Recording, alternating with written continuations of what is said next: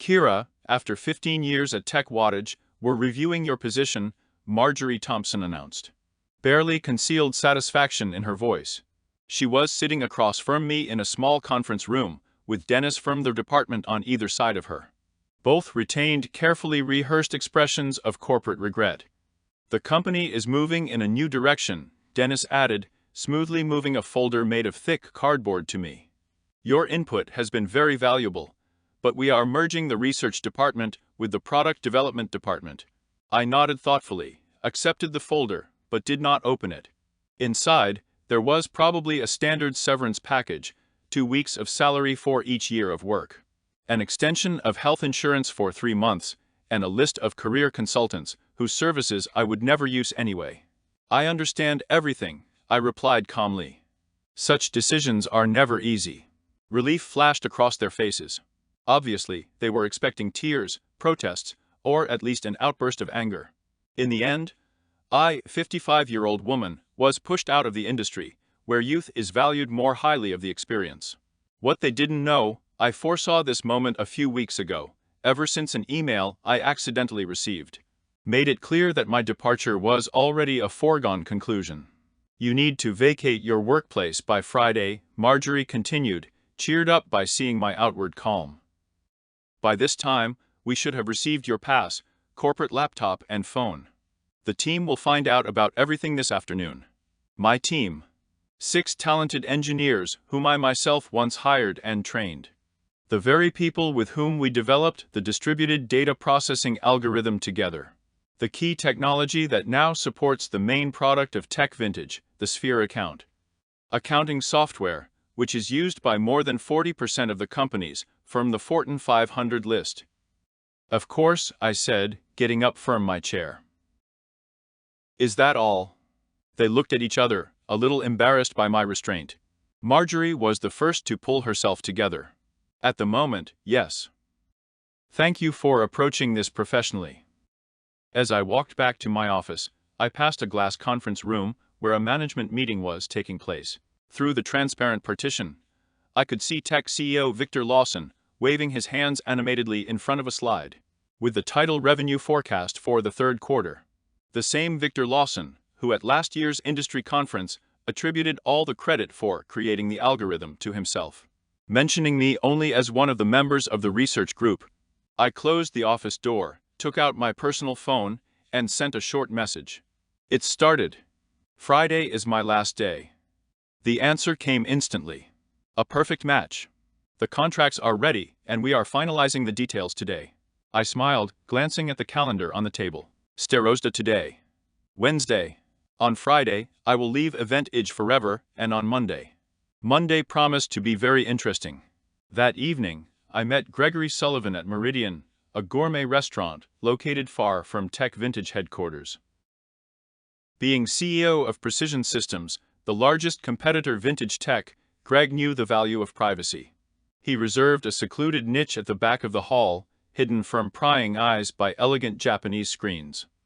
They did it after all, Greg shook his head when we made the order. I suspected they might. But get rid of the person who developed their key technology. Victor never understood what exactly I created, I replied, taking a sip of water. He saw only implementation, interface, marketing opportunities.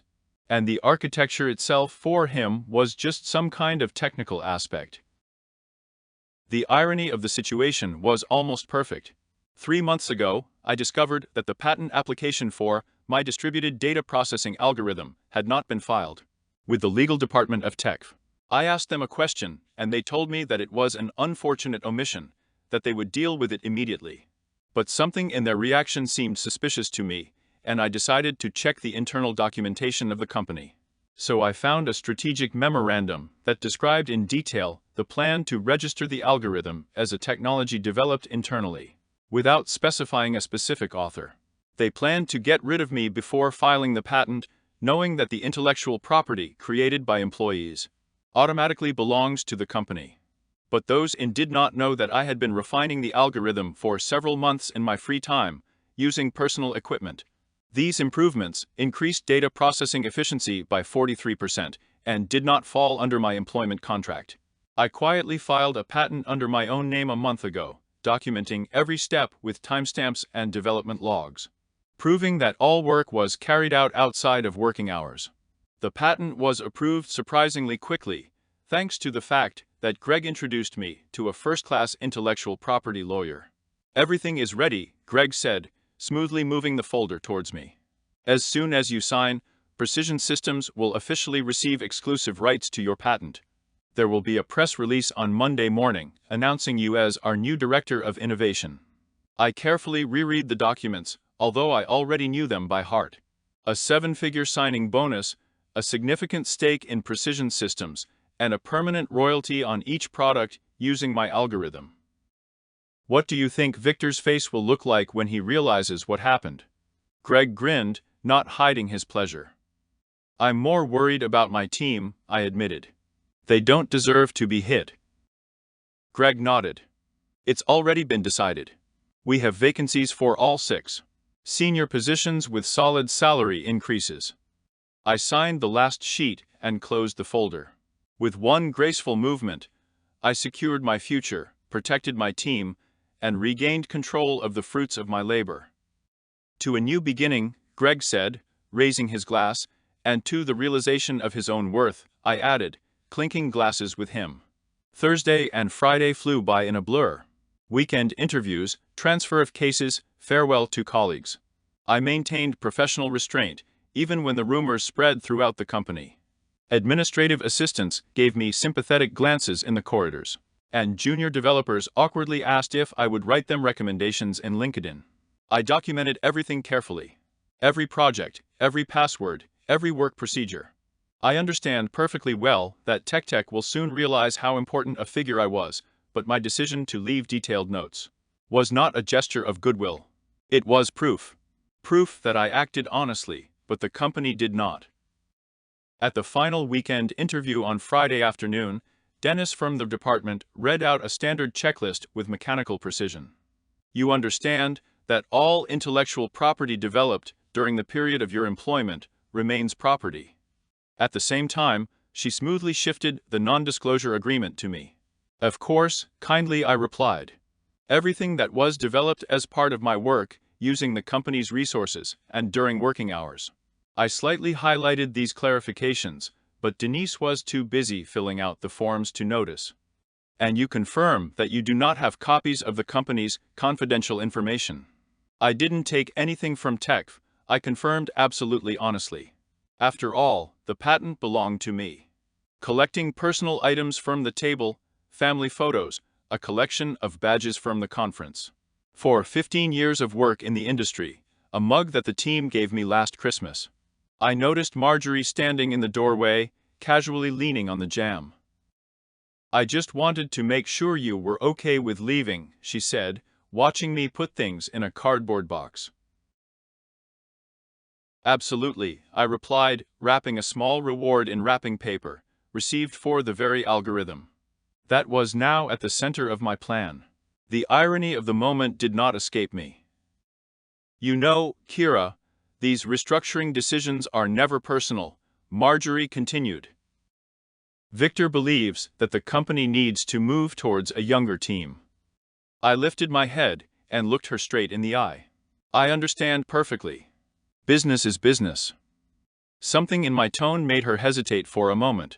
There was a flicker of uncertainty on her face, but she immediately dismissed these thoughts.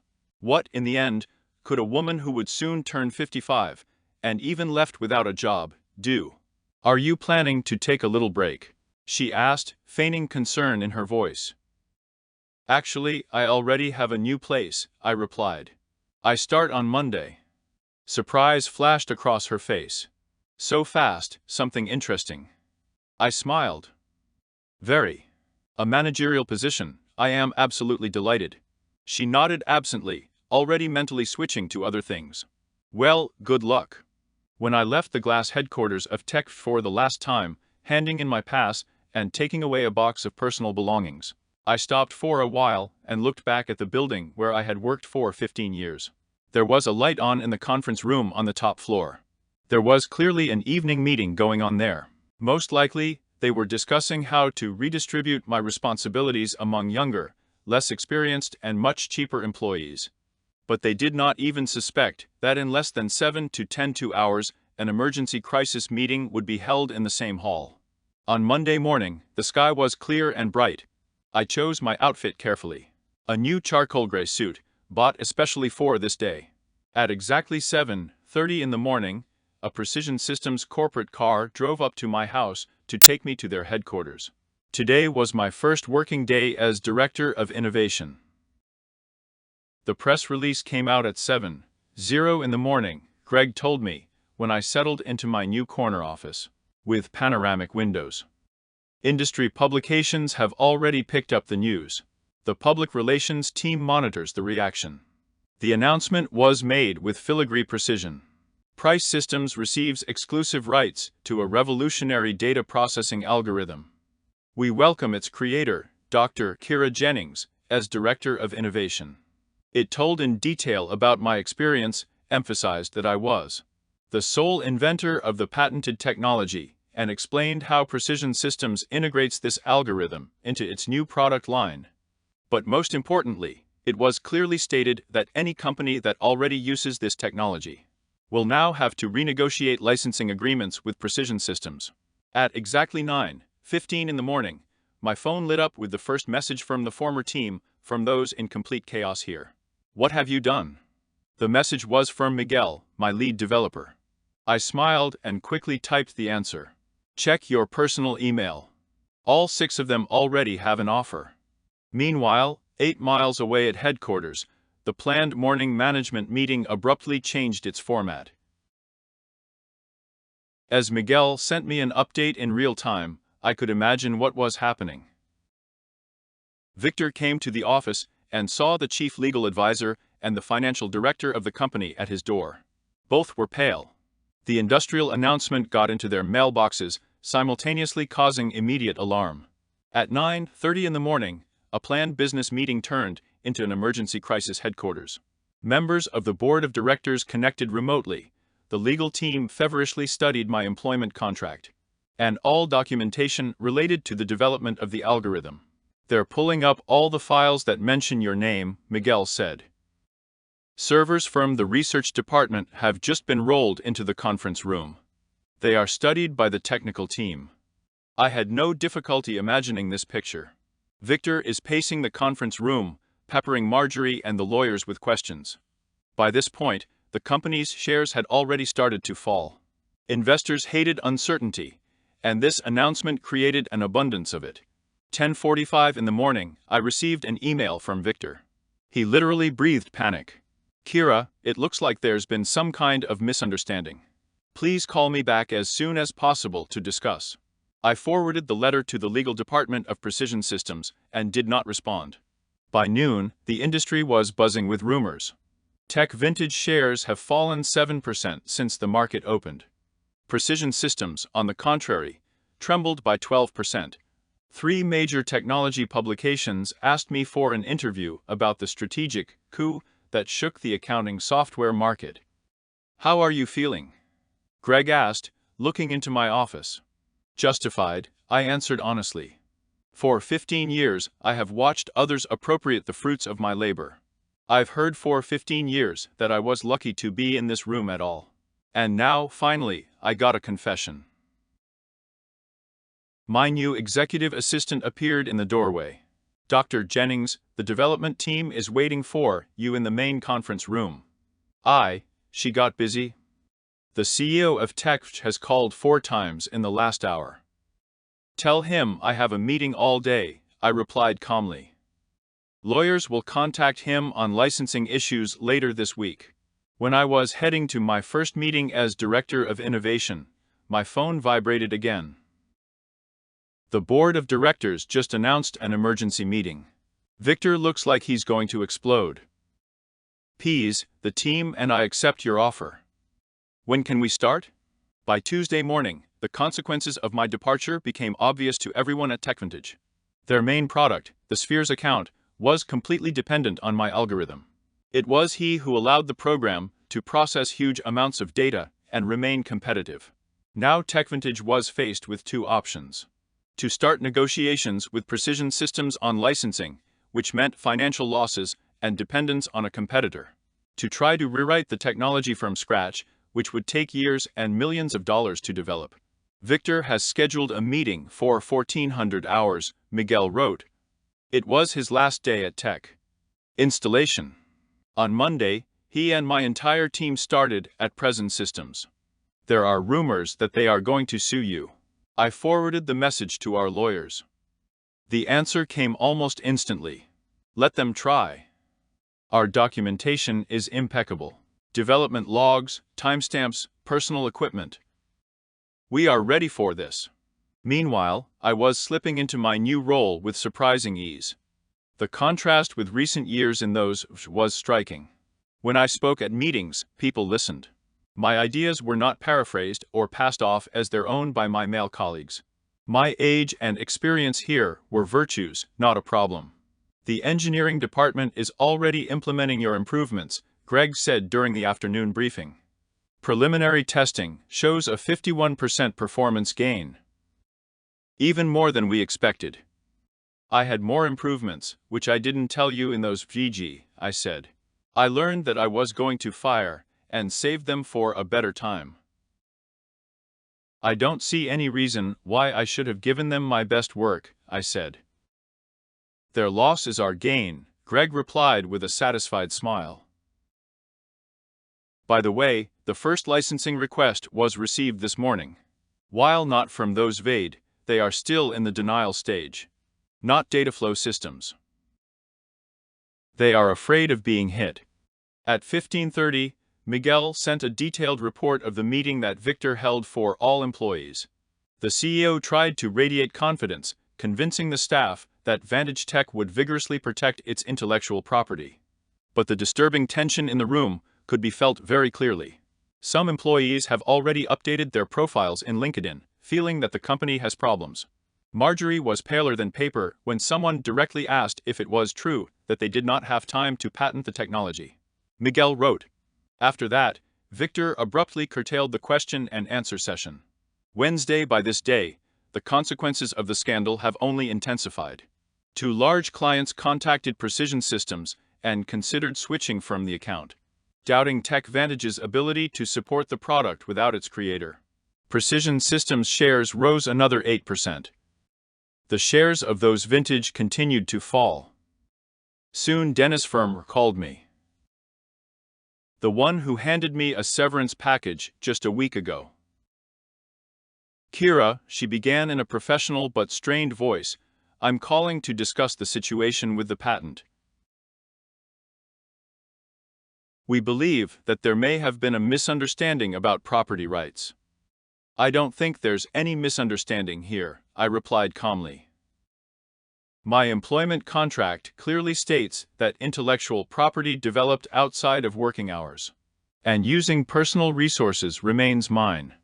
The patent documents confirm this. Victor was hoping that you could come and discuss possible options, she added cautiously. Now any discussions should go through the legal department of Precision Systems, I replied. I am sure they will be happy to arrange a meeting to discuss licensing conditions. Pause on the other end of the line was more eloquent than any words. Finally, Dennis sighed heavily. I'll pass it on. In the afternoon, I made my first official presentation to the board of directors of Precision Systems, presenting a roadmap for the technological development of the company, at the center of which was my algorithm.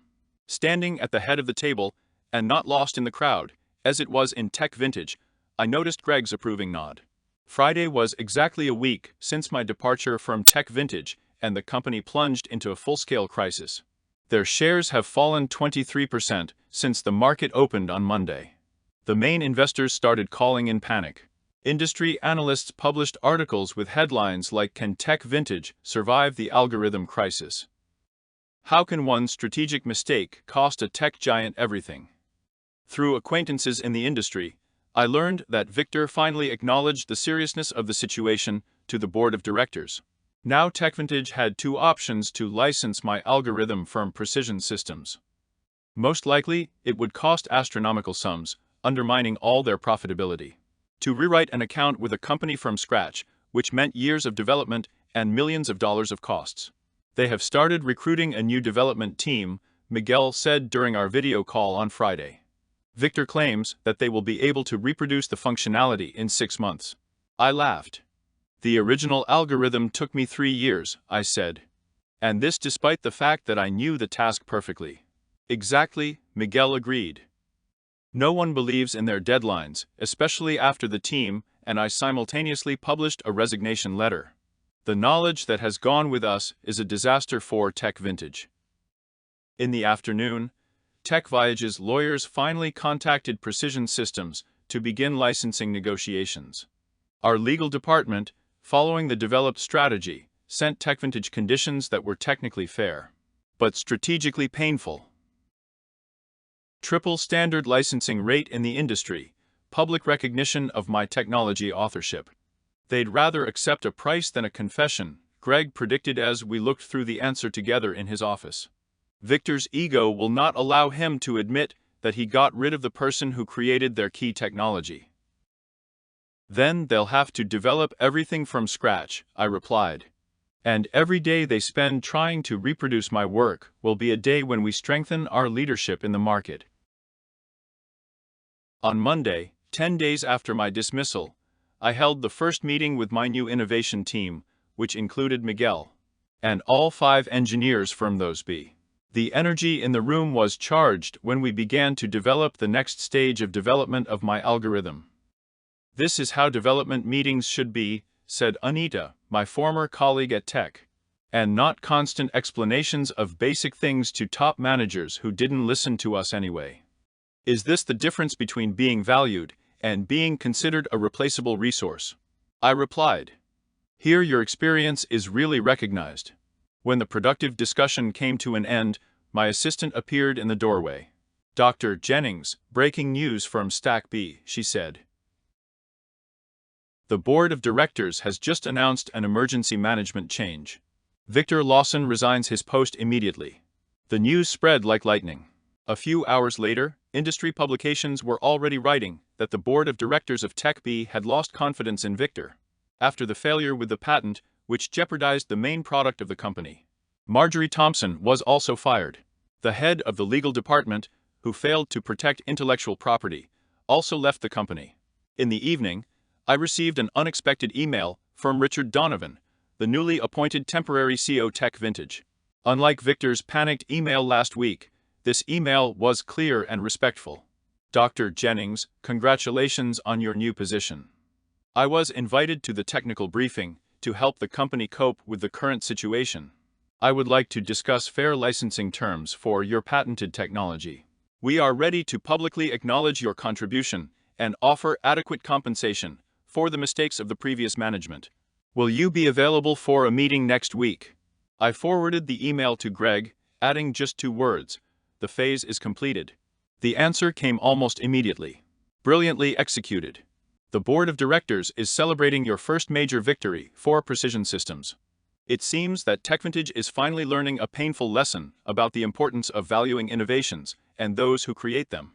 3 months later, I was sitting on the stage of the National Conference on Technological Innovation, preparing to give a keynote speech. There were leading industry leaders, journalists, and young developers in the hall. Many of them already knew my story.